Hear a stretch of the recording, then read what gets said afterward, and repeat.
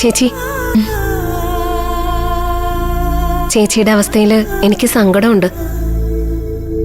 എനിക്ക് സങ്കടമൊന്നുമില്ല മോളെ. സങ്കടങ്ങളെ സംഗീതം പോലെ ആസ്വദിക്കാൻ ഞാനിപ്പോ.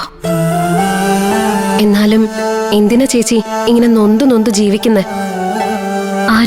ആരെയും മനഃപൂർവ്വം നോവിക്കുന്നല്ല മോളെ. ഉള്ളെരിഞ്ഞുകൊണ്ടല്ലാതെ ആർക്കും ആരെയും നോവിക്കാനാവില്ല, ആരോടും ദേഷ്യപ്പെടാനും ആവില്ല.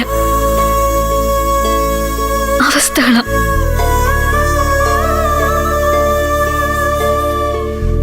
ചേച്ചി ഇത്തിരി നേരം നിത്യയുടെ അരികിലിരിക്കും, മനസ്സൊന്ന് തണുക്കും. ശമ്പളക്കാരിയായ ഞാൻ അടുത്തിരിക്കുന്നതിനേക്കാളും നിത്യയ്ക്ക് ആശ്വാസം അതാ.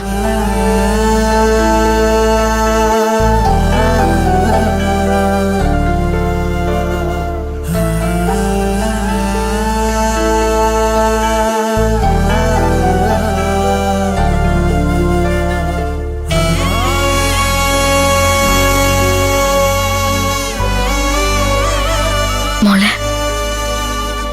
നമ്മുടെ അമ്മ എന്നെ പൂർണ്ണമായും വെറുത്തുപോയി. ഇനി എന്നെ അമ്മ സ്നേഹിക്കണമെങ്കിൽ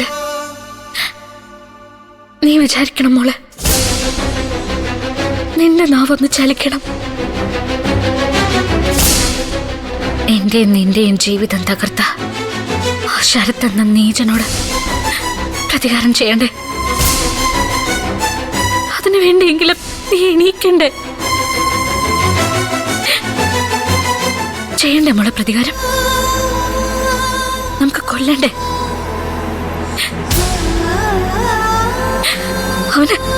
അവന് തീർക്കണ്ടേ? മോളുടെ ഈ കൈ കൊണ്ട് അവനെ കൊല്ലണ്ടേ? എനിക്ക് അവനോട് നിനക്ക് പ്രതികാരം ചെയ്യണ്ടേ? കൊല്ലണ്ടേന്ന്?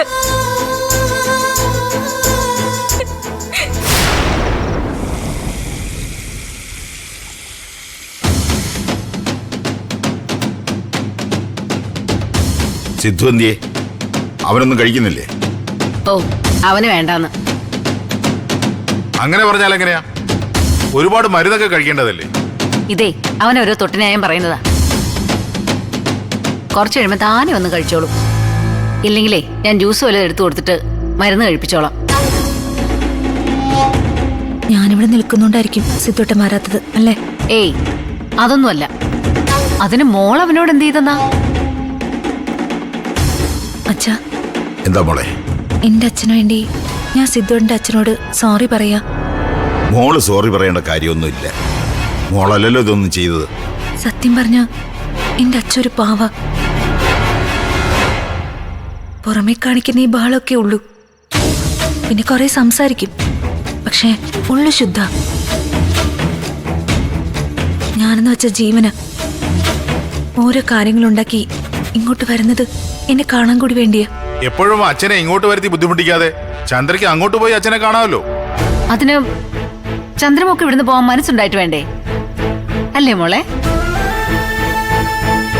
നമുക്ക് ശീലമില്ലാത്ത കാര്യങ്ങളാ മോളെ ഇതൊക്കെ.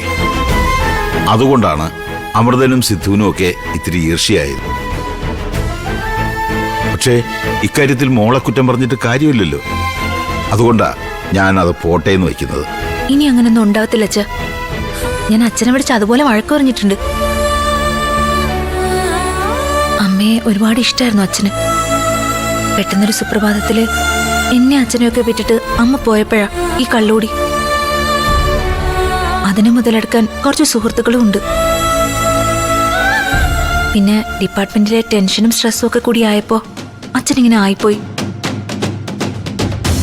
ഞാനതൊക്കെ പറഞ്ഞത് ഇന്ന് അച്ഛൻ ഇവിടെ വന്നിരുന്ന് കള്ളുകുടിച്ചതിനെ ന്യായീകരിച്ചതല്ല. എന്തൊക്കെ പറഞ്ഞാലും ഒരു അന്യ വീട്ടിൽ വന്ന് അങ്ങനൊന്നും ചെയ്യാൻ പാടില്ലായിരുന്നു. ഒരുപക്ഷെ അച്ഛന് സ്വന്തം വീട് പോലെ ഒരു സ്വാതന്ത്ര്യം തോന്നിയിട്ടായിരിക്കും. എന്നാലും എല്ലാവരോടും ഞാൻ സോറി പറയുക. കഴിഞ്ഞത് കഴിഞ്ഞു. ഇനി അതും പറഞ്ഞുകൊണ്ടിരിക്കാതെ മോള് ഭക്ഷണം കഴിക്കാൻ നോക്ക്. നീ ചെന്ന് ഭക്ഷണമോ ജ്യൂസോ എന്താണെന്ന് വെച്ചാൽ സിദ്ധുവിന് കൊണ്ടുപോയി കൊടുക്ക്. എന്നിട്ട് അവന്റെ മെഡിസിനും എടുത്തു കൊടുക്കുക. ഭക്ഷണത്തിനോടും മെഡിസിനോടും ഒന്നല്ലല്ലോ വാശി കാണിക്കേണ്ടത്. മോള് കഴിച്ചോ? സിദ്ധുവിന്റെ കാര്യം പ്രേമ നോക്കിക്കൊള്ളു.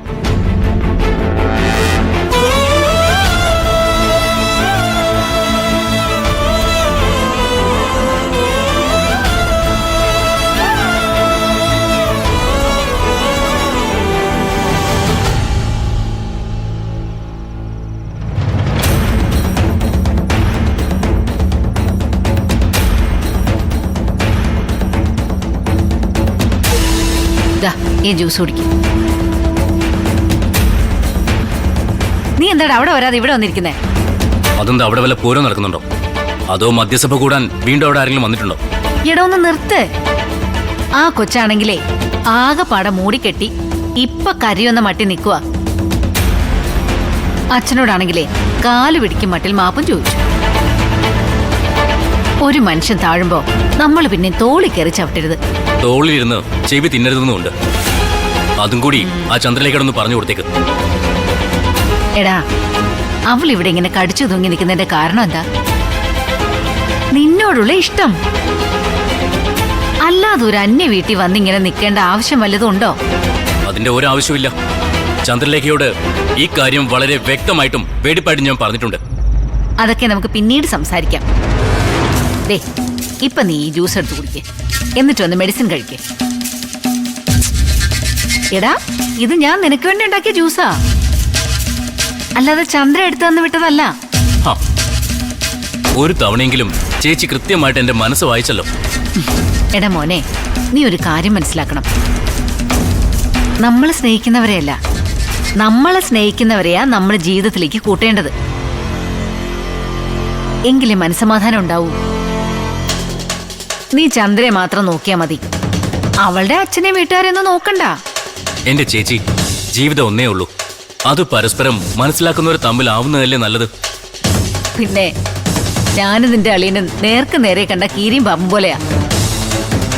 എന്നിട്ട് ഞങ്ങൾ ജീവിക്കുന്നില്ലേ? അങ്ങനെ നിങ്ങളെ പോലെ കീരിയും പാമ്പുമായിട്ട് ജീവിക്കാനൊന്നും എനിക്ക് താല്പര്യമില്ല. പിന്നെ ചേച്ചി എന്തൊക്കെ പറഞ്ഞാലും നിങ്ങൾക്കിടയിൽ ഒരു ഐക്യമുണ്ട്. അതുകൊണ്ടാണല്ലോ കുഞ്ഞുങ്ങളില്ലാഞ്ഞിട്ടും നിങ്ങൾ ഒരുമിച്ച് ജീവിക്കുന്നത്. നീ പറഞ്ഞത് ശരിയാ. ഞാനിങ്ങനെ ചള്ളും പൊട്ടുമൊക്കെ പറഞ്ഞാലും അങ്ങർക്കെന്നെ വലിയ ഇഷ്ടാ.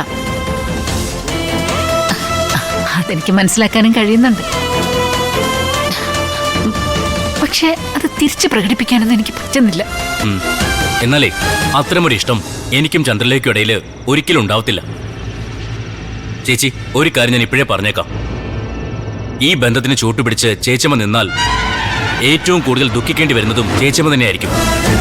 നീ സില്ലുവും നന്നായിട്ട് ജീവിക്കണം. അതിനുവേണ്ടി എന്തൊക്കെ സഹിക്കാനും ഈ ചേച്ചിയമ്മ തയ്യാറാ. എടാ മോനെ, നമ്മുടെ സില്ലുമോള് ഈ വീട് വിട്ടു പോയിട്ട് എത്ര നാളായി? നിന്റെ കല്യാണ കാര്യത്തില് ഒരു തീരുമാനമായാലേ തിരിച്ചു വരൂ എന്നുള്ള വാശിയില അവള്. അതെങ്കിലും നീ ഒന്ന് ഓർക്ക്. അങ്ങനെ എന്റെ ജീവിതം വെച്ച് വിലപേശി ആരും തിരിച്ചു വരണ്ട. ചാടിത്തുള്ളി ബാഗും എടുത്ത് ബാംഗ്ലൂർക്ക് പോയതല്ലേ, അവിടെ തന്നെ നിൽക്കട്ടെ. അഹങ്കാരം കൂടി ഒരുപാടങ്ങ് തുള്ളിയാലേ കാലൊളുക്കും. അത് മനസ്സിലാക്കുമ്പോ തനിയെ തിരിച്ചിങ്ങ് വന്നോളൂ. തൽക്കാലം ചേച്ചമ്മ ചെല്ല്.